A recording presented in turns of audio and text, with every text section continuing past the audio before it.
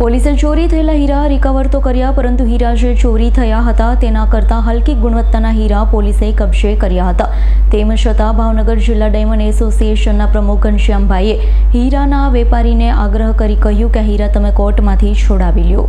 પોલીસે ચોરી થયેલા હીરા રિકવર તો કર્યા, પરંતુ હીરા જે ચોરી થયા હતા તેના કરતાં હલકી ગુણવત્તાના હીરા પોલીસે કબજે કર્યા। તેમ છતાં ભાવનગર જિલ્લા ડાયમંડ એસોસિએશનના પ્રમુખ ઘનશ્યામભાઈએ હીરાના વેપારીને આગ્રહ કરી કહ્યું, આ હીરા તમે કોર્ટમાંથી છોડાવી લો। દાળમાં કાળું લાગતા Palitana diamond association range IG Gautam પરમારને અરજી આપી હતી। નિષ્પક્ષ તપાસ કરવાની ભલામણ કરી હતી, જેના અનુસંધાને રેન્જ આઈજીએ તપાસ અમરેલી ડીવાયએસપી પરાક્રમસિંહને આપેલી છે। હીરાના વેપારીઓ દ્વારા આજે બપોરે આઈજી ઓફિસે ઘેરાવ કરી આવેદન આપવામાં આવ્યું છે। વેપારીઓને ચોરી મામલે પૂછપરછના બહાને પોલીસ દ્વારા હેરાનગતિ કરવામાં આવે છે। પાલિતાણા ડાયમંડ એસોસિએશનના પ્રમુખ માધુભાઈ આક્ષેપ કરી કહ્યું છે કે ભાવનગર જિલ્લા ડાયમંડ પ્રમુખ ઘનશ્યામભાઈ હલકી ગુણવત્તાના હીરા છોડાવવાનો આગ્રહ શું કામ રાખ્યો, જ્યારે પોલીસ તેમની નિષ્પક્ષ તપાસ કરી રહી છે। હાલ પાલિતાણા ડાયમંડ એસોસિએશન પ્રમુખને જિલ્લા ડાયમંડ એસોસિએશન પ્રમુખ આમને સામને હોય તેવું લાગી રહ્યું। આગામી 4-5 દિવસની અંદર અમરેલી ડીવાયએસપી દ્વારા તપાસ પૂરી કરી આઈજીને સોંપશે, ત્યારે દૂધનું દૂધ અને પાણીનું પાણી બખબર પડશે। પાલિતાણા ડાયમંડ એસોસિએશન પ્રમુખ માધુભાઈ। અત્યારે ડાયમંડ એસોસિએશનના વેપારીઓ એકઠા થયા છે અને તેઓ એવું કહી રહ્યા છે કે પોલીસ વેપારીઓને પરેશાન કરે છે। ભૂતકાળમાં જે હીરાનું ચીટિંગ થયું હતું તેને લઈને વેપારીઓનો આક્રોશ છે પોલીસ સામે। હવે જે વેપારીનો આક્રોશ છે, બરાબર છે, આ જે બનાવ બનેલો છે અને આજે 63મો દિવસ છે। આની અંદર જે માલ રિકવર કરેલો હતો પોલીસે, જે અગ્નિ આપેલો હતો, એ માલ જે છે એ રજૂ કર્યો હતો। અમને પાલિતાણાવાળાને જ્યારે દેખાડવામાં આવ્યો, પાલિતાણાના વેપારીઓને, તો અમને એવું લાગ્યું કે આ માલ અમારો હોય એવું લાગતું નથી। છતાં પણ અહીંના અગ્રણીઓએ અમને એવું કીધું, જે ભાવનગર ડાયમંડ એસોસિએશનના પ્રમુખ ઘનશ્યામભાઈએ મને એવું કીધું પોતાએ કે માધુભાઈ અત્યારે આ માલ છે એ તમારા વેપારીઓને કયો લઈ લે, બાકીનો જે માલ રહેશે એ હું તમને રિકવર કરાવી આપીશ, બરાબર છે। પણ એ માલ અમારો નહોતો, છતાં અમારે કોર્ટમાં એને અમને કીધું કે ભાઈ કોર્ટમાં તમે અરજી આપી દો તમારો માલ છોડાવવાની। એટલે અમે કોર્ટમાં પણ અરજી આપી દીધી, પણ છતાંય અમને એવું લાગ્યું કે ભાઈ આ ભાઈ અમને પાછળથી બીજો માલ તો ક્યાંથી રિકવર કરાવી આપશે। એટલે અમે એના અનુસંધાને અમને થોડુંક ઓલું લાગ્યું, એટલે અમે અહીં આઈજી ઓફિસમાં અરજી કરી। એના હિસાબથી આ કેસને થોડોક તપાસ ચાલુ થઈ। એટલે અમને જે અહીં આઈજી ઓફિસમાંથી જે અત્યારે તપાસ ચાલી રહી છે એમાં અમને પૂરો સંતોષ છે, અને અમને એવું લાગે છે કે અમારા હકીકત જે રિયલ હીરા ગયેલા છે એ અમને પાછા મળશે। અગાઉ તમે હા પાડી હતી કોર્ટમાં આ માલ અમારો છે, પછી આ રીતે કહ્યું, તો એનું કારણ શું? એમાં અમને કહેવડાવવામાં આવ્યું હતું કે અત્યારે જે માલ છે એ તમે લઈ લો, નહીતર તમારા હાથમાં બીજું કંઈ નહીં આવે। એટલા માટે જે પાલિતાણાના મારા વેપારીઓ હતા, જે એ નાના વેપારીઓ છે, એને પાછળ કંઈ વધતું નહોતું જો આ માલ લે, અને આ માલ છે એ હલકી કક્ષાનો માલ હતો, એટલા માટે અમે એ માલ નથી છોડાવ્યો। હું લલિતભાઈ સગનભાઈ વઘાસિયા, જે મેન્યુફેક્ચર કરું છું અને હીરા બજારમાં કામ કરતો હોઉં છું। તમારા દ્વારા બોર્ડમાં બી ડિવિઝન પોલીસમાં ગુનો દાખલ કરવામાં આવ્યો છે। સમગ્ર વિષય શું છે અને કેટલા રૂપિયાના હીરા છે તે ગયા હતા, કેટલા કેરેટ હીરા હતા? જે તે સમયે તારીખ 27 અને 4 તારીખે બે અલગ અલગ મેં માલ વેચેલા રમેશ ઉર્ફો વિષ્ણુને, જેમાંથી 4 તારીખે ભાઈ ફરાર થઈ ગયેલો। એના અનુસંધાને મેં ડી ડિવિઝનની અંદર કમ્પ્લેન નોંધાવેલી, જેના અનુસંધાને રિકવર થઈ ગયેલો માલ મોટા ભાગનો મને મળી ગયો છે પરત। 41 લાખનો માલ હતો, 11 લાખનો માલ મારે બાકી રહ્યો છે હજી।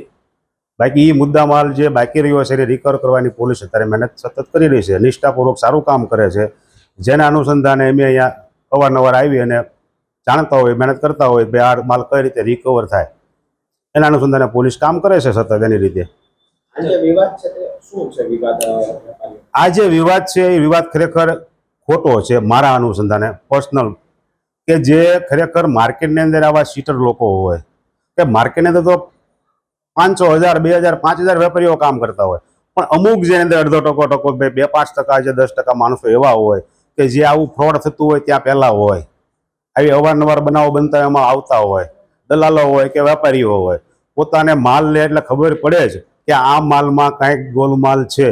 કારણ કે માર્કેટની અંદર જે વેચાતો હોય 15,000નો માલ એ લોકોને 10,000માં માલ મળે, 11,000માં માલ મળે, તો જોવે તો આઈડિયા આવે વેપારીઓ હોય, અને હું પોતે વેપારી છું, મને ખબર પડે જ કે આ માલમાં કંઈક ગોલમાલ છે, છતાં આંખ આડા કાન કરીને માલ લે અને પછી પાછા એમ કે હવે અમે પૈસા આપી દીધા છે, અમે શું કરીએ? તો આવા સિટિંગ જે કરતા હોય એ લોકોને ડામવા માટેની ખાસ પ્રક્રિયા છે, એમાં વિશેષ પોલીસ કામ કરી રહી છે. દોઢેક મહિના પહેલા ભાવનગરના બોર તળાવ અને નીલમબાગમાં કેટલીક ફરિયાદો દાખલ થયેલી, જેમાં હીરા બજારના એક દલાલ રમેશ પટેલ કેટલાક હીરા લઈને ભાગી ગયેલા એવી માહિતી મળી હતી ને એના આધારે ગુનો દાખલ કરવામાં આવ્યો. રમેશ પટેલને એરેસ્ટ કરવામાં આવ્યા અને રમેશ પટેલના એની પૂછપરછમાં એણે કબૂલ કર્યું કે જે પાલિતાણા વેપારીઓના જે હીરા છે એ એમણે અહીંયા ભાવનગરના કેટલાક હીરા બજારના વેપારીઓને આપેલા છે. એ બાબતે પાલિતાણા એસોસિએશન તરફથી અને પાલિતાણાના હીરા બજારના વેપારીઓએ પણ જે એફઆઈઆર દાખલ કરાવી હતી, એ એફઆઈઆરમાં એમની રજૂઆત મુજબ, પાલિતાણાના વેપારીઓની રજૂઆત મુજબ કે જે પોલીસ દ્વારા જે રિકવર થયેલો છે માલ, એ માલ એકચ્યુઅલી એમનો નથી, ઓરિજિનલ નથી. પણ હીરા બજારના એક અગ્રણીએ કહ્યું હતું કે અત્યારે તમે આ માલ માટે હા પાડી દો પોલીસને, પછી કોર્ટમાંથી આપણે છોડાવી લઈશું માલ, ઓરિજિનલ માલ તમને પાછો મળશે. આ બાબતે એમના વચ્ચે કંઈક વિવાદ ચાલતો હતો. ત્યારબાદ એનું સોલ્યુશન નહીં આવતા પાલિતાણા હીરા બજારના વેપારીઓ પણ અમને મળેલા અને આ કેસનું ઇન્વેસ્ટિગેશન આગળ વધારતા કેટલાક પુરાવા મળ્યા કે પાલિતાણાના વેપારી, મુખ્યત્વે ગોપાલભાઈ પરમાર, એમના જે હીરાના 6 પેકેટ હતા એમાંથી કેટલાક પેકેટ્સ ભાવનગરના હીરા બજારના વેપારીઓ પાસે છે. એમાંથી એક હીરા બજારનો વેપારી, ભાવનગરના હીરા બજારના વેપારી જયરામભાઈએ પોતે એમના હીરા જમા કરાવી દીધા છે. અન્ય 2 વેપારીઓ છે, હર્ષદભાઈ અને બીજા જેમનું નામ છે શૈલેષભાઈ ડોંડા. આ 2 વ્યક્તિઓને અત્યારે પૂછપરછ માટે લાવવામાં આવ્યા છે અને એ લોકો એવું જણાવે છે કે અમે આ હીરા ખરીદેલા છે, પણ પૈસા આપીને ખરીદેલા છે.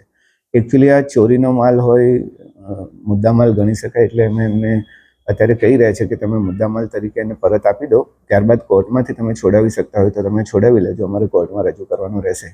હાલ એ બાબતે પૂછપરછ થઈ રહી છે, હાલ કોઈની ધરપકડ કરવામાં આવી નથી. ઇરફાન સોલંકી સાથે જાવેદ મગરાનો રિપોર્ટ, S9 ન્યૂઝ, ભાવનગર. અમારી તમામ માહિતીથી અપડેટ રહેવા માટે જોડાયેલા રહો S9 ન્યૂઝ સાથે.